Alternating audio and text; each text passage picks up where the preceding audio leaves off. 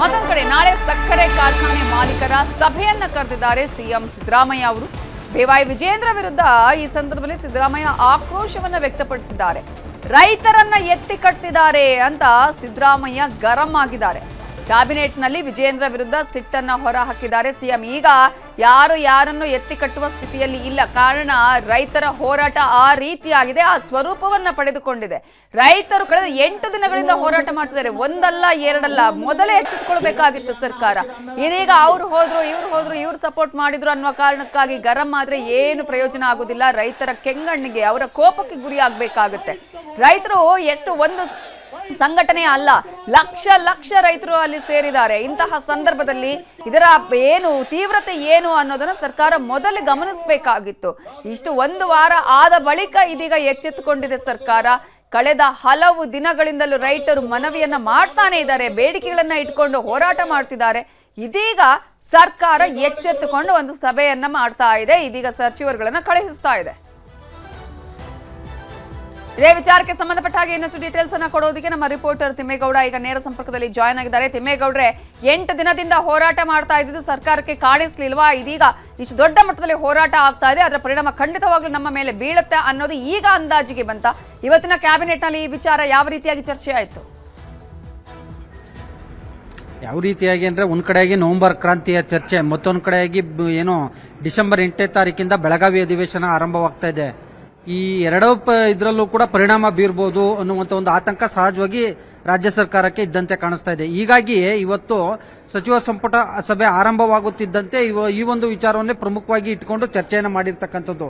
ಯಾಕಂತ ಹೇಳಿದ್ರೆ ಒಂದ್ ಕಡೆಯಾಗಿ ವಿರೋಧ ಪಕ್ಷಗಳು ರೈತರ ಹೋರಾಟಕ್ಕೆ ಸಾಥ್ ಕೊಟ್ಟಿರ್ತಕ್ಕಂಥದ್ದು, ಮತ್ತೊಂದು ಕಡೆಯಾಗಿ ರೈತರು ಕೂಡ ಇಂದು ಸಂಜೆ ಒಳಗಡೆ ಡೆಡ್ ಲೈನ್ ಅನ್ನು ಕೂಡ ಕೊಟ್ಟಿರ್ತಕ್ಕಂಥದ್ದು.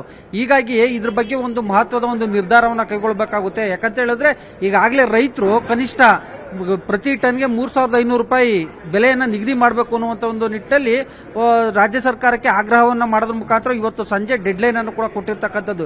ಹೀಗಾಗಿ ಇವತ್ತಿನ ಸಚಿವ ಸಂಪುಟ ಸಭೆಯಲ್ಲಿ ಸುದೀರ್ಘವಾಗಿ ಚರ್ಚೆಯನ್ನ ಮಾಡಿರ್ತಕ್ಕಂಥದ್ದು. ಅಂದ್ರೆ ಈ ಏನು ಪ್ರತಿ ಟನ್ಗೆ 3,500 ರೂಪಾಯಿ ನಿಗದಿ ಮಾಡೋದ್ರ ಬಗ್ಗೆ ಸಾಧಕ ಬಾಧಕಗಳ ಬಗ್ಗೆ ಚರ್ಚೆನ ಮಾಡಿರ್ತಕ್ಕಂಥದ್ದು. ಯಾಕಂತ ಹೇಳಿದ್ರೆ ಈ ಒಂದು ವಿಚಾರವಾಗಿ ಏನಾದ್ರೂ ಅಂದ್ರೆ ಸಕ್ಕರೆ ಮಾಲೀಕರು ಕೂಡ ಉಳಿಬೇಕಾಗುತ್ತೆ, ಮತ್ತೊಂದು ಕಡೆಯಾಗಿ ರೈತರು ಕೂಡ ಉಳಿಬೇಕಾಗುತ್ತೆ. ಆ ನಿಟ್ಟಿನಲ್ಲಿ ಒಂದು ಫಾರ್ಮುಲಾವನ್ನ ಕಂಡುಹಿಡಿಬೇಕು ಅನ್ನುವಂತ ನಿಟ್ಟಿನಲ್ಲಿಯೇ ಬೆಳಗಾವಿ ಉಸ್ತುವಾರಿ ಸಚಿವ ಸತೀಶ್ ಜಾರಕಿಹೊಳಿ ಅವರು ಒಂದು ಹೇಳಿಕೆಯನ್ನು ಕೂಡ ಕೊಟ್ಟಿದ್ರು. ಸೊ ಹೀಗಾಗಿ ಬಹುತೇಕ ಉತ್ತರ ಕರ್ನಾಟಕ ಭಾಗದ ಕೆಲ ಸಚಿವರು ಕೂಡ ಸಕ್ಕರೆ ಕಾರ್ಖಾನೆ ಮಾಲೀಕರಾಗಿರ್ತಕ್ಕಂಥ ಹಿನ್ನೆಲೆಯಲ್ಲಿ ಪರ ವಿರೋಧಕ ಚರ್ಚೆಗಳು ಕೂಡ ನಡೆದಿರ್ತಕ್ಕಂಥದ್ದು. ಹೀಗಾಗಿ ಈ ಒಂದು ವಿಚಾರವಾಗಿ ಬೆಲೆ ನಿಗದಿ ಸಂಬಂಧ ಮುಖ್ಯಮಂತ್ರಿ ಸಿದ್ದರಾಮಯ್ಯನವರಿಗೆ ಪರಮಾಧಿಕಾರವನ್ನು ಕೂಡ ಕೊಟ್ಟಿರ್ತಕ್ಕಂಥದ್ದು.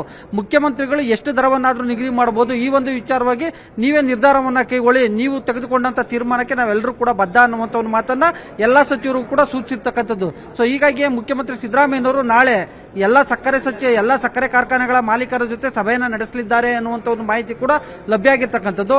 ಬಹಳ ಮುಖ್ಯವಾಗಿ ಏನು ಈ ಒಂದು ಸಚಿವ ಸಂಪುಟಕ್ಕೆ ಏನು ಸಕ್ಕರೆ ಸಚಿವ ಶಿವಾನಂದ ಪಾಟೀಲ್ ಅವರು ಏನು ಗೈರಾಗಿದ್ರು. ಯಾಕಂತ ಹೇಳಿದ್ರೆ ಅಲ್ಲಿ ಬೆಳಗಾವಿಯಲ್ಲಿ ಹೋರಾಟ ತೀವ್ರಗೊಂಡಿರ್ತಕ್ಕಂಥ ಹಿನ್ನೆಲೆಯಲ್ಲಿ ಸಹಜವಾಗಿ ಬೆಳಗಾವಿಗೆ ತೆರಳಿ ಅಲ್ಲಿ ಜಿಲ್ಲಾಧಿಕಾರಿಗಳು ಮತ್ತೆ ಸಕ್ಕರೆ ಇಲಾಖೆ ಕಾರ್ಯದರ್ಶಿಗಳು ಮತ್ತೊಂದು ಕಡೆಯಾಗಿ ಸಕ್ಕರೆ ಇಲಾಖೆ ಅಧಿಕಾರಿಗಳ ಜೊತೆ ಸಭೆಯನ್ನು ಕೂಡ ಮಾಡ್ತಾ ಇದ್ದಾರೆ. ಯಾಕಂತ ಹೇಳಿದ್ರೆ ಒಂದ್ ವೇಳೆ ಏನಾದ್ರೂ ಇಲ್ಲಿ ಸರ್ಕಾರ ರೈತರ ಪರವಾಗಿ ಏನಾದ್ರೂ ತೀರ್ಮಾನವನ್ನು ತೆಗೆದುಕೊಂಡಿದ್ದೇ ಆಗಿದ್ದಲ್ಲಿ ಅಲ್ಲಿ ಇಂದು ಸಂಜೆ ಒಳಗಡೆ ಡೆಡ್ ಲೈನ್ ಅನ್ನ ಕೊಟ್ಟಿದ್ದಾರಲ್ಲ ರೈತರು, ಅಲ್ಲಿಗೆ ತೆರಳಿ ಸರ್ಕಾರದ ಪರವಾಗಿ ಅಲ್ಲಿ ತೆರಳಿ ರೈತರ ಮನವೊಲಿಕೆ ಮಾಡಬಹುದು ಅನ್ನುವಂತ ಒಂದು ಹಿನ್ನೆಲೆಯಲ್ಲಿ ಆ ಬೆಳಗಾವಿಯಲ್ಲೇ ಠಿಕಾಣಿ ಹೂಡಿರ್ತಕ್ಕಂಥ ಶಿವಾನಂದ ಪಾಟೀಲ್ ಅವರು ಅಲ್ಲಿರ್ತಕ್ಕಂಥ ಅಧಿಕಾರಿಗಳ ಜೊತೆ ಸಭೆಯನ್ನ ಮಾಡ್ತಾ ಇದ್ದಾರೆ.